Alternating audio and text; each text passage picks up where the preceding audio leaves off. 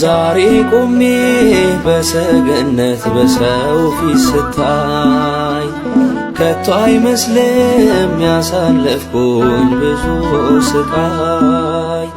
ጠላት እንዳሰበው ቢሆን ነበር ተጥዬ፣ ግን ሁሉም አለፈ ባንተ በአንደዬ። ያልተለየ ከጎኔ ያልራከኝ በዘመኔ ቁስሌን ያከምክ በዝምታ ክበርልኝ የኔ ጌታ። ብርታቴ ሆይ መመኪያዬ ለኔ መድኃኔዓለም አትለይ ከጎኔ።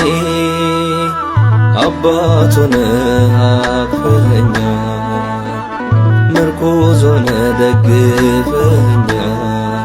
ስለዚህ ልቤ ላንተ ይቀኛል፣ እንዳንተ ወዳጅ ከየት ይገኛል?